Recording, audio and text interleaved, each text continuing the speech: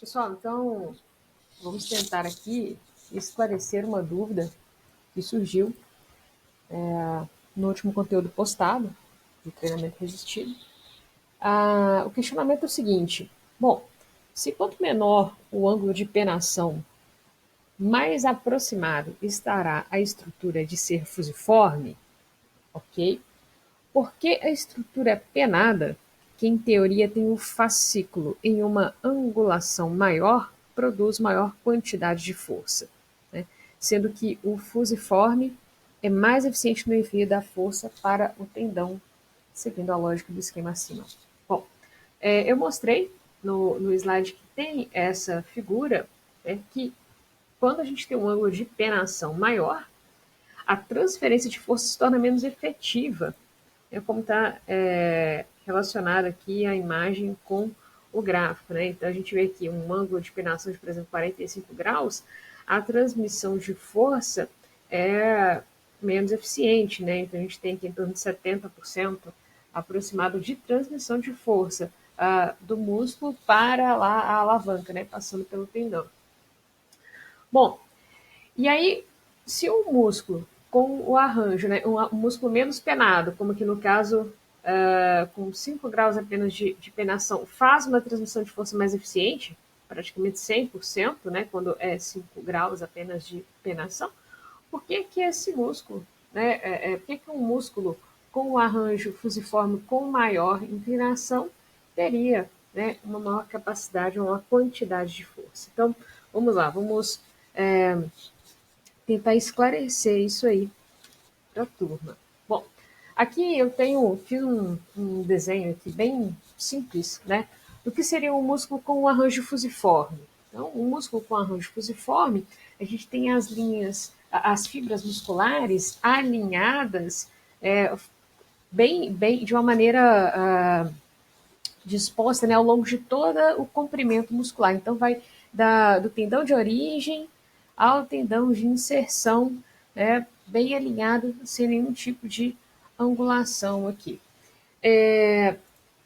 Nesse caso, a transmissão de força ela é 100%, né? Então, 100% da força produzida pelo músculo vai resultar em força transmitida para o tendão, para que o tendão transfira faça, né, o movimento de alavanca.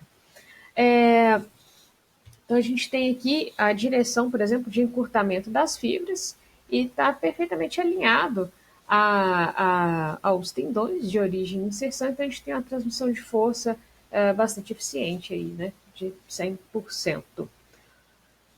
Vamos contar aqui, pelo esquema que eu fiz, nós temos aqui, lembrando que cada retângulo desse aqui ilustrado seria uma fibra muscular, tá? Então, nós teríamos aqui, por exemplo, 1, 2, 3, 4, 5, 6, 7, 8, 9 fibras. 9 fibras musculares nesse arranjo fusiforme. Lembrando que a capacidade de produção de força por um músculo ela está relacionada à quantidade de fibras que eu tenho trabalhando paralelamente, tá? Uma ao lado da outra, paralelamente, uma ao lado da outra. O comprimento da fibra muscular está relacionada à velocidade de contração muscular, né? Quanto mais comprida a fibra, maior velocidade esse músculo consegue trabalhar, porque ele consegue deslocar, né, percorrer uma amplitude maior de movimento, né? Enquanto a força está relacionada à quantidade de fibras que eu tenho trabalhando aqui paralelamente. Então, nós contamos aqui 9 fibras.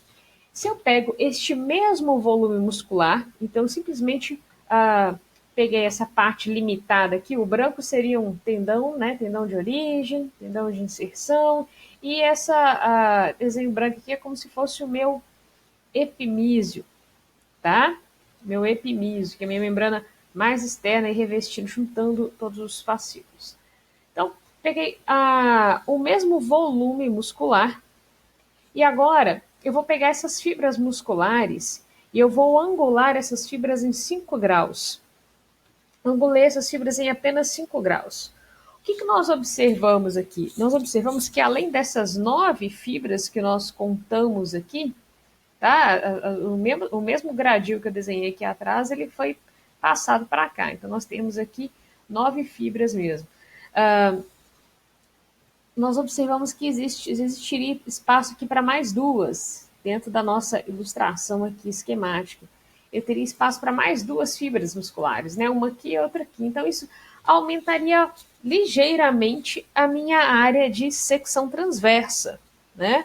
Com um incremento aí de duas fibras musculares. Então, eu teria uma área de secção transversa fisiológica maior, ligeiramente maior, tá? Eu teria uma área de secção transversa ligeiramente maior em relação à área de secção transversa anatômica, né? Aqui a área de secção transversa anatômica e fisiológica é a mesma, né?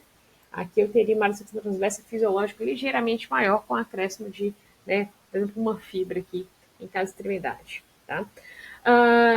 No caso do músculo com apenas 5 graus de penação, a gente vê que o alinhamento da produção de força ele está muito próximo ao alinhamento do tendão. Então, a eficiência na transmissão de força que ela se dá em praticamente 100%. Então, quase não há perda, né, de transmissão de força em função do alinhamento das fibras, né, já num arranjo penado com 5 graus de penação. Agora, a questão maior está em músculos com um arranjo penado com maior grau de penação. Por quê?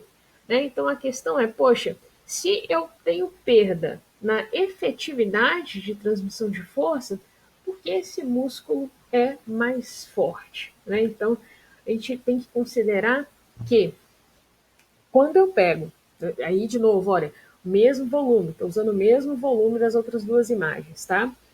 Quando eu pego esse mesmo gradil aqui de fibras musculares e transponho aqui com 45 graus de inclinação, eu observo que eu tenho espaço para muito mais fibras musculares trabalharem paralelamente. Então, como eu disse, a força ela está relacionada a quantas fibras musculares eu tenho trabalhando paralelamente.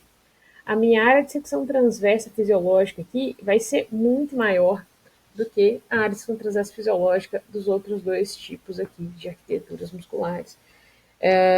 Então, a gente consegue, nesse ângulo aqui, com a penação de 45 graus, acrescentar muito mais fibras musculares. Então, a gente vai ter muito mais fibras trabalhando em paralelo. Se eu já tinha 9 aqui anteriormente, eu acrescentei mais 1, 2, 3, 4, 5, 6. 1, 2, 3, 4, 5, 6. Então, mais 12. Eu mais do que dobrei a quantidade de fibras musculares. E nesse esquema, eu tomei cuidado para só mudar as cores, eu não mudei a distância ali, então eu fiz um gradil original e usei o mesmo, né, colei esse mesmo gradil e só apliquei a inclinação, né, no PowerPoint, para vocês terem uma ideia de quantas fibras musculares a mais eu tenho trabalhando paralelamente. Eu praticamente, na verdade, eu mais do que dobrei. Então, eu vou ter um músculo com muitas fibras trabalhando em paralelo. E essa quantidade de força adicional que eu tenho, ela compensa aquela perda de praticamente ali 30%, né, como a gente viu no esquema anterior. Então, ainda que haja perda na transmissão de força, né, porque há um alinhamento diferente, eu tenho uma quantidade de força maior sendo produzida porque eu tenho mais fibras trabalhando em paralelo. Aí vocês vão falar, poxa, professora, mas as fibras não vão continuar deste tamanho.